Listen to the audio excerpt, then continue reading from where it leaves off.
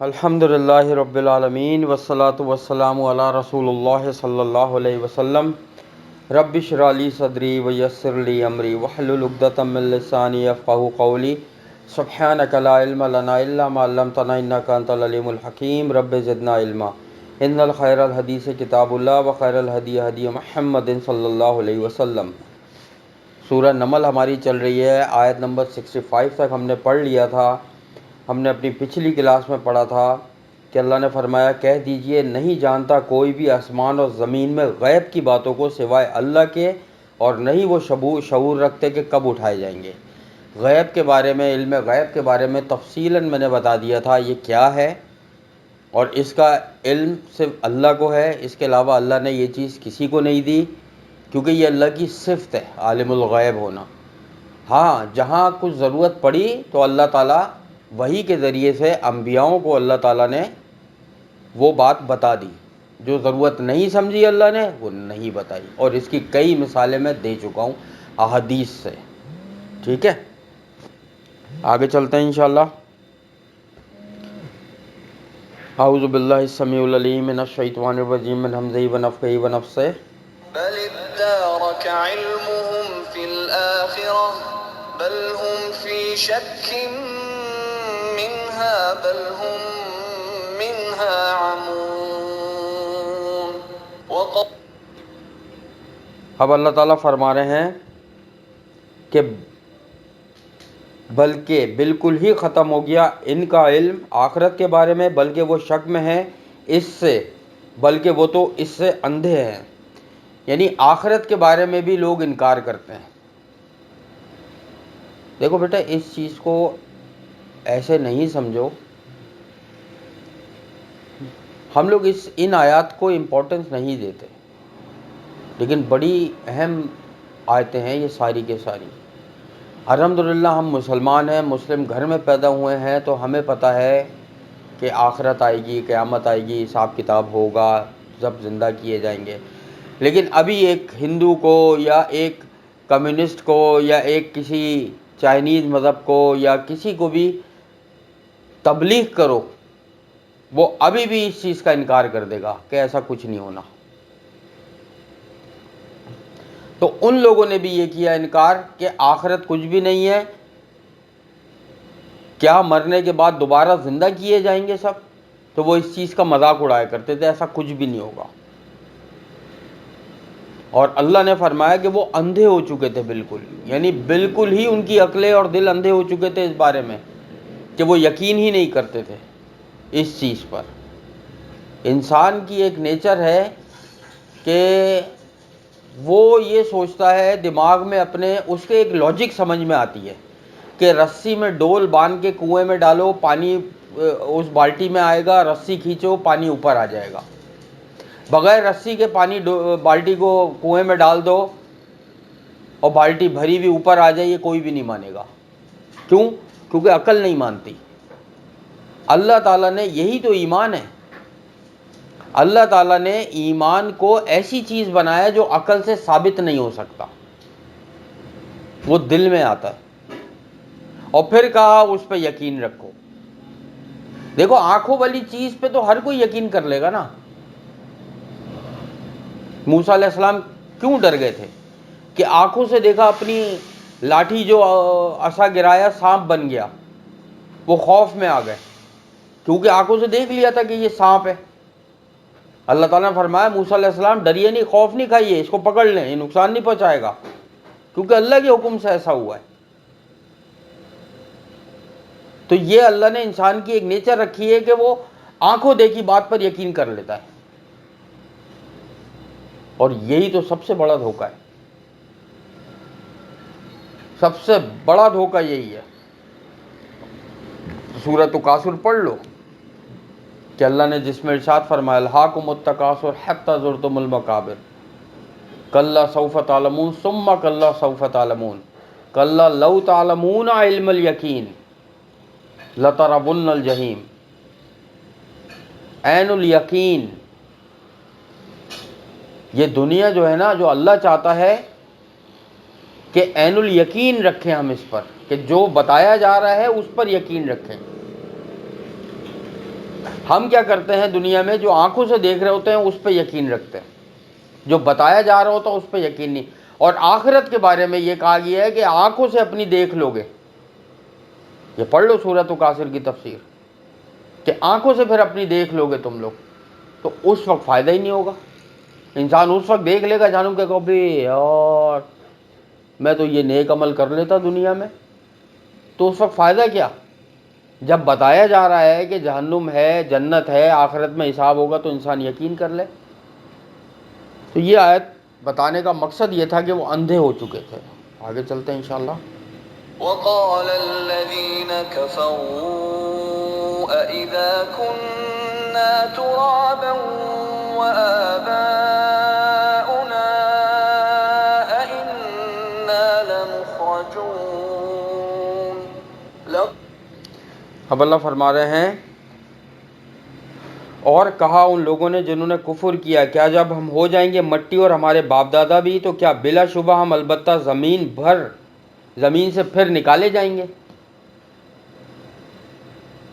یہی بات انہوں نے کری انبیاؤں سے، سب انبیاؤں کے ماننے والوں نے، کہ کیا آپ یہ کہنا چاہتے ہیں کہ ہمارے باپ دادا جو مر کے مٹی میں مل گئے اور ہم بھی مر کے مٹی میں چلے جائیں گے، قیامت والے دن دوبارہ اٹھائے جائیں گے؟ ایسا نہیں ہو سکتا، نعوذ باللہ۔ وہ یہ کہتے تھے، لیکن آج سائنس اس کو ثابت کرتی ہے۔ دیکھو تھوڑا سا، اچھا چلو ایک چیز غور کرو، اب سے 1000 2000 5000 سال پہلے چلی جاؤ، ان انبیاؤں کے دور میں چلے جاؤ، چلو یہ جو انبیاؤں کا واقعہ گزرا ہے، موسیٰ علیہ السلام، سلیمان علیہ السلام، داؤد علیہ السلام، نوح علیہ السلام، اگر وہ نبی اپنی قوم کو یہ بتاتے، اب میں ایک ایسا سوال کر رہا ہوں کہ تم لوگ بھی ہل جاؤ گے، ان میں سے کوئی نبی اپنی قوم کو یہ بتاتا اگر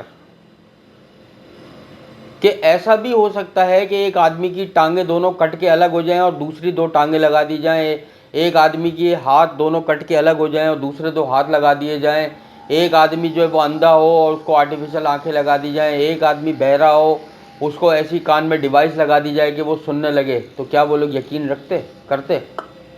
اس وقت وہ ٹیکنالوجی نہیں تھی، وہ یقین ہی نہیں کرتے۔ لیکن آج ایسا ہو رہا ہے، کیوں؟ کیونکہ سائنس نے اتنی ترقی کر لی ہے کہ آج یہ پاسبل ہے، لیکن اب سے 1000 2000 3000 5000 سال پہلے ایسا نہیں تھا۔ تو جب ہم سے 3000 4000 5000 سال پہلے یہ کہا جا رہا ہے کہ قیامت آئے گی اور جو مر کے مٹی ہو جائے گا وہ اٹھے گا، اسی حال میں اٹھے گا، اور پتہ ہے حدیث کی کیا الفاظ ہیں؟ جس نیت پہ، جس حال میں وہ مرا ہوگا، جس ایمان کے لیول پر وہ مرا ہوگا، اسی ایمان کے لیول میں، اسی حال میں، اسی نیت پہ وہ اٹھے گا۔ ایسا ہی ہوگا بالکل۔ اور حقیقت تو ایک چیز ہے بیٹا، چلو قیامت پر ایمان لانا ہے اور یہ ایک سارے معاملات اپنی جگہ ہیں، لیکن ایک چیز اور ذہن میں رکھو کہ کچھ لوگ ایسے ہوتے ہیں کہ وہ نیکیاں کرنے کے باوجود بھی، یہ اللہ پہ ایمان لانے کے باوجود بھی، سارے نیک عمل کرنے کے باوجود بھی جہنم کا ایندھن بن جاتے ہیں۔ کیوں؟ لوگوں سے ان کے معاملات خراب ہوتے ہیں، لین دین، جھوٹ، دھوکہ، یہ رشتہ داری توڑنا، ملنا جلنا نہیں ہے، لوگوں کا حق کھانا، وراثت کھانا، مال دبا لینا، کسی کے ساتھ ناجائز زیادتی کرنا، یہ وہ معاملات ہیں کہ جب تک اللہ کے دربار میں اس کو کلیئر نہیں کر لے گا وہ ایک قدم آگے نہیں بڑھ سکتا۔ ہر انسان، ہمارا مسلمان کے ہونے کی حیثیت سے چلو ہمیں یہ الحمدللہ اس بات کا یقین ہے کہ قیامت والے دن اٹھائے جائیں گے، لیکن ہمیں اب یہ سوچنا ہے کہ جس حال میں، جس نیت پہ ہم اٹھائے جائیں گے، کیا ہماری نیتیں ابھی وہ حال ابھی وہ موجود ہیں؟ ہمارے معاملات لوگوں سے کلیئر ہیں؟ ہمارے لین دین کے معاملات، ہمارے ملنے جلنے کے معاملات، ہمارے شادی بیاہ دعوتوں کے معاملات، ہمارے پڑوسیوں سے تعلقات، ہمارے کمانے اور خرچ کرنے کے معاملات، ہمارے پہننے اوڑھنے کے معاملات، ہماری بول چال، ہماری زبانیں، ہمارا کردار، ہمارا اخلاق، رشتہ داری نبھانا، ماں باپ کے حقوق، بہن بھائیوں کے حقوق، اولاد کے حقوق، میاں بیوی کے حقوق، کیا ہم اس طریقے سے پورے کر رہے ہیں؟ کیونکہ جس حال میں انسان مرے گا اسی حال میں، اسی نیت پر، اسی ایمان کے اسی لیول پر اٹھایا جائے گا۔ سب سے امپورٹنٹ یہ ہے، ہر بندہ اپنا محاسبہ کرے۔ موقع ہے، کسی نے کسی کا دل دکھایا ہے، کوئی بات نہیں، دنیا ہے، سانس باقی ہے، جا کے معافی مانگ لے۔ کسی نے کسی کا پیسہ کھایا ہے، کوئی بات نہیں، معافی مانگ لے، ادا کر دے۔ کسی نے کسی سے رشتہ داری توڑی بھی ہے، کوئی بات نہیں، جوڑ لے، اس کو اپنے گھر بلا لے، اس کے گھر چلا جائے، تحفے طائف لے کے چلا جائے، معافی مانگ لے، اپنے دنیا کے معاملات کلیئر کر لے وہ، کیونکہ یہ جب تک آخرت میں کلیئر نہیں ہوں گے آگے نہیں بڑھ سکتا انسان۔ ٹھیک ہے، تو ان کے باپ دادا نے، اور انہوں نے بھی یہی کہا اپنے باپ دادا کے بارے میں کہ کیا ایسا پاسبل ہے کہ ہمارے باپ داداؤں کو بھی اٹھا لیا جائے قیامت والے دن؟ لقد وعدنا هذا نحن وآباؤنا من قبل إن هذا إلا أساطير الأولين قل اب اللہ تعالیٰ فرما رہے ہیں البتہ تحقیق ہم وعدہ دیے گئے اس بات کا کہ ہم اور ہمارے باپ دادا اس سے پہلے نہیں ہیں یہ مگر باطل افسانے پہلے لوگوں کے، یعنی اللہ تعالیٰ نے ان کی بات کو قرآن میں اتار دیا جو انہوں نے جملہ کہا تھا اس وقت، اپنے انبیاؤں سے جو جملہ کہا تھا نا، اللہ نے پورا قرآن میں اتار دیا کہ انہوں نے کہا تھا کہ ہم وعدہ دیے گئے اس بات کا اور ہمارے باپ دادا بھی اس سے پہلے، مگر یہ سارے کے سارے باطل افسانے یعنی جھوٹی کہانیاں ہیں۔ نعوذ باللہ، اللہ کی بات کو کہہ رہے ہیں جھوٹی کہانیاں ہیں پہلے لوگوں کی۔ میں نے بتایا تھا نا یہ جو لوگ داستانیں ہوتی تھیں کہ پہلے لوگوں کی کہانیاں کہاوتیں چلتی آتی تھی، قرآن کی بات، اللہ کی بات، اللہ کی کتاب کی بات کو یہ کہتے تھے کہ پہلے لوگوں کی کہانیاں ہیں، اور انبیاؤں کو جھٹلا دیا کرتے تھے۔ ایسا نہیں ہے، اللہ کچھ بھی نہیں بھولا، اللہ کا مزاج آج بھی وہی ہے، پتہ ہے؟ جو اللہ کا مزاج اب سے 1400 سال پہلے تھا، جو اللہ کا مزاج موسیٰ علیہ السلام کے دور میں تھا، جو اللہ کا مزاج نوح علیہ السلام کے دور میں تھا، جو داؤد علیہ السلام کے دور میں تھا، جو اللہ کا مزاج حضرت آدم علیہ السلام کے دور میں تھا، آج بھی وہی مزاج ہے اللہ کا۔ کیوں؟ اس کی دلیل میں دے چکا ہوں کہ اللہ تعالیٰ نے پہلے عرش پر اپنی کتاب میں لکھا کہ آج اللہ کی رحمت اللہ کے غضب پر حاوی آ گئی ہے، یعنی اللہ کی رحمت اللہ کے غضب پر حاوی ہے۔ اس کے بعد اللہ تعالیٰ نے انسان کو تخلیق کیا، جتنے بھی گناہ ہو جائیں۔ اور پتہ امام ابن تیمیہ رحمۃ اللہ علیہ کیا کہا کرتے تھے، جن کے یہ شاگرد ہیں امام ابن کثیر، تفسیر ابن کثیر کے مؤلف جو ہیں، وہ کہتے تھے متقی وہ نہیں ہے جس سے گناہ نہ ہو، گناہ تو ہر ایک سے ہوتا ہے، ایسا کون ہے اس سرزمین پر انبیاء کو چھوڑ کے جس سے گناہ نہ ہوئے ہوں؟ انبیاء معصوم عن الخطا ہوتے ہیں، انبیاؤں سے گناہ نہیں ہوئے، اس کی وجہ ہے کہ اللہ تعالیٰ کا پہرا، اللہ کی وحی کا پہرا ہر وقت انبیاؤں کے ساتھ رہا ہے۔ گناہ کس انسان سے نہیں ہوتے؟ ہر ایک سے ہوتے ہیں، لیکن وہ ابن تیمیہ رحمۃ اللہ علیہ کہتے ہیں کہ اصل متقی وہ ہیں کہ جو اللہ کی بارگاہ میں اپنے گناہوں کی توبہ کرتے ہیں، ان سے گناہ ہو جاتا ہے، اور یہی اللہ قرآن میں فرماتا ہے۔ اللہ کہتا ہے کہ ہمارے لوگ تو کچھ ایسے بندے ایسے ہیں کہ جن سے اگر گناہ سرزد ہو جاتے ہیں تو ان کے دل پہ بھاری بوجھ آ جاتا ہے، وہ اپنے دل کو بہت بھاری سمجھ رہے ہوتے ہیں کہ ہمارے دل پہ کتنا بوجھ آ گیا، اور وہ اپنے گناہوں کی معافی مانگتے ہیں۔ اور کب؟ یہ بھی قرآن میں اللہ نے بتا دیا کہ وہ سحری کے ٹائم پہ، تہجد کے ٹائم پہ اللہ سے رو رو کے معافیاں مانگتے ہیں۔ یہ ہیں اللہ کے نیک بندے۔ اللہ کے نیک بندے وہ تھوڑی ہیں جن سے کوئی گناہ نہ ہو، ایسا تو کون ہے دنیا میں جس سے گناہ ہی نہ ہو؟ گناہ ہو جائے اللہ سے معافی مانگو۔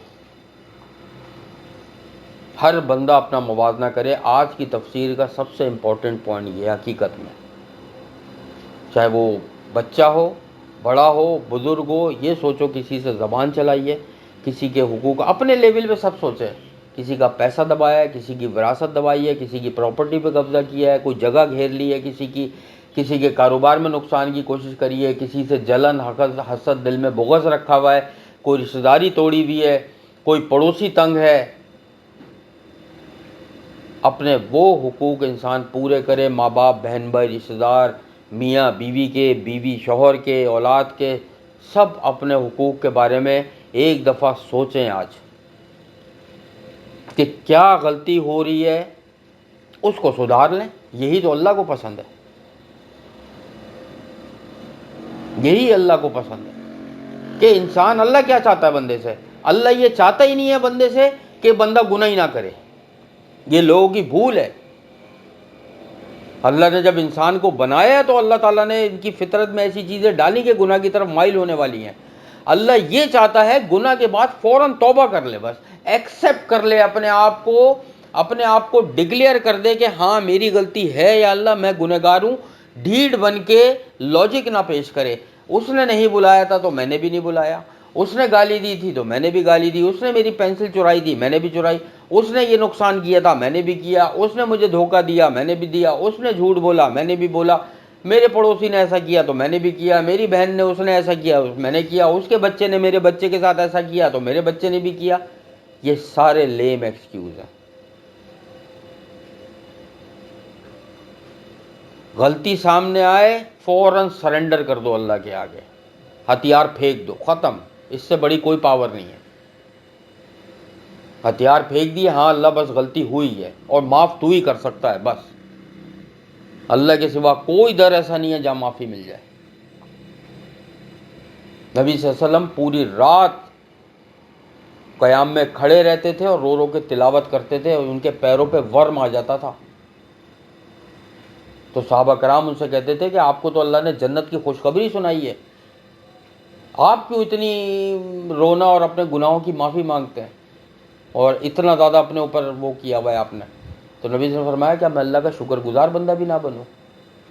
اگر جنت کی خوشخبری سنائی ہے تو کیا میں اس کا شکر بھی ادا نہ کروں؟ اور ہم لوگ تو جن کو خوشخبری سنائی صحابہ کرام کو رضی اللہ عنہم و رضوا عنہ، یہ قرآن کی آیت ہے کہ اللہ جن سے راضی ہوا وہ اللہ سے راضی ہوئے، وہ اپنے گناہوں کے لیے رو رہے ہیں، اور ہم جن کا معاملہ یہ ہے کہ گناہوں میں لت پت ہیں ہم لوگ، اور ہم تسلی سے بیٹھے ہوئے ہیں، بس کوئی ایسی چیز ہوگی ہم تو بخشے بخشائے ہیں، کچھ بھی کرتے رہو۔ تو بھائی اپنے گناہوں کو سوچو کیا کیا، اللہ سے معافی مانگو اور اس کو کریکٹ کرنے کی کوشش کرو۔ سب سے امپورٹنٹ بات ہے آج کی یہ، ہر بندہ سوچے رات میں سونے سے پہلے ایک بار کس کس کا اس نے پڑوسی، رشتہ دار، یہ وہ، بہن بھائی، والدین، ماں باپ جو بھی ہیں، اولادیں، کس نے کس کو تکلیف پہنچائی ہے، اور معافی مانگ لے۔ معافی مانگنے سے کوئی چھوٹا بڑا نہیں ہوتا۔ میں نے بڑے بڑے لوگوں کو دیکھا، ارب پتی لوگوں کو، کہ انہوں نے غریبوں سے جھک کے معافیاں مانگی ہیں اور اللہ نے ان کی عزت میں اور اضافہ کیا، اور ایسے لوگوں کو بھی دیکھا ہے جو اکڑ میں اپنی رہے اور اسی اکڑ میں غرور تکبر میں چلے گئے دنیا سے، نہیں جھکے لوگوں کے آگے۔ اللہ کو تو وہ بندے پسند ہیں جو عاجز ہوں، جو لوگوں سے جھک کے ملتے ہوں، جو معافی مانگتے ہوں اللہ سے، لوگوں کے کام آتے ہوں۔ تو اللہ تعالیٰ سے دعا ہے کہ جو بھی ہم نے کسی کی ناحق تلفی کر دی ہو تو اللہ تعالیٰ ہمارے گناہوں کو معاف کرے، اور ہم اپنے گناہوں کا اعتراف کرتے ہیں جو بھی ہم سے ہوئے ہیں، چاہے وہ زبان کے ہوں، ہاتھ کے ہوں، پیر کے ہوں، دل کے ہوں، دماغ کے ہوں، کسی قسم کے بھی گناہ ہوں، ہم اعتراف کرتے ہیں کہ یا اللہ ہم گنہگار ہیں، بس تو ہمیں معاف کر دے، اور ہمارے دلوں میں ڈال دے کہ جن جن کے ساتھ ہم نے اگر زیادتی کی ہے تو ہم ان سے معافی مانگنے کو تیار ہیں، تو ان کے دلوں میں ڈال دے کہ وہ ہمیں معاف کر دیں۔ ہمارے گھروں میں، ہمارے رزق میں، ہمارے علم و عمل میں اللہ تعالیٰ بے حساب برکتیں عطا فرمائے۔ ہم سب کی دعاؤں کو، عبادتوں کو اور ہر نیک عمل کو اللہ اپنی بارگاہ میں قبول اور مقبول فرمائے۔ ہم سب کی تمام مشکلات، پریشانیاں، بیماریوں، آزمائشوں کو اللہ تعالیٰ دور فرمائے۔ ہم سب کو ان 70,000 لوگوں میں اللہ تعالیٰ شامل فرمائے جو بغیر حساب کتاب کے اللہ کی رحمت سے جنت الفردوس میں جائیں گے۔ ہمارے والدین پر اللہ تعالیٰ رحم فرمائے۔ اللہم انا نسألوک الہدی والتقی والعفاف والغنی، رب انی لما انزلت الی من خیر فقیر، رب ارحمہما کما ربیانی صغیرا۔ اللہم انی اعوذ بک من زوال نعمتک وتحویل عافیتک وفجاءۃ نقمتک وجمیع سخطک۔ رب انی لما انزلت الی من خیر فقیر ربنا تقبل منا انک انت السمیع العلیم وتب علینا انک انت التواب الرحیم اللهم انا نسألوک الجنة الفردوس وقنا عذاب النار اللهم انا نسألوک الجنة الفردوس وقنا عذاب النار اللهم انا نسألوک الجنة الفردوس وقنا عذاب النار سبحانک اللہم وبحمدک نشہد ان لا الہ الا انت نستغفرک ونتوب الیک۔ السلام علیکم ورحمۃ اللہ وبرکاتہ۔